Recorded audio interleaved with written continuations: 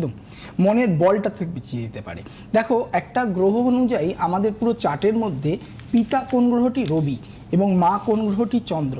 কিন্তু এখানে যদি চন্দ্র কোনো রকমভাবে ড্যামেজ হয় তাহলে আপনি কোন কোন জায়গায় এফেক্টেড হবেন। যেমন মানসিক দিক থেকে মনের মধ্যে প্রচণ্ড নেগেটিভিটি চিন্তাভাবনা আপনার মধ্যে চলে আসবে, আপনি ডিপ্রেশনে ভুগতে পারেন, আপনার মধ্যে ঘুমের অভাব হবে, আপনার মধ্যে কনফিডেন্সের অভাব হবে, আপনি কোনো কাজ করবার সময় অলওয়েজ ডুয়াল মাইন্ড থাকবেন, করব কি করব না, যাব কি যাব না, খাবো কি খাবো না।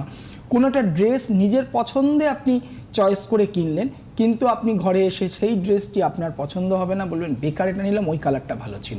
এই ধরনের ডিস্টারবেন্সগুলো চন্দ্র থেকে তৈরি হয়। চন্দ্র খারাপ থাকলে মায়ের সাথে সম্পর্ক খারাপ হতে পারে, মায়ের স্বাস্থ্য খারাপ যেতে পারে, খুব কম বয়সে মাতৃহারা হতে পারেন, অথবা মায়ের বাপের বাড়ির সম্পর্ক মামার বাড়ির রিলেশন আপনার দিক থেকে ক্ষতিকারক হতে পারে, বা তাদের দ্বারা কোনো শত্রুতা আসতে পারে। চন্দ্র খারাপ হলে আপনার জলজ রোগ হতে পারে, যেমন লাংসে জল জমে যাওয়া, লিভারে জল জমে যাওয়া, পেটে জল জমে যাওয়া, বা ঠান্ডা লেগে যাওয়ার প্রবণতা, শ্লেষ্মা জাতীয় প্রবণতা, ব্রঙ্কাইটিস, নিউমোনিয়া, অথবা এই ব্রিদিং ট্রাবল।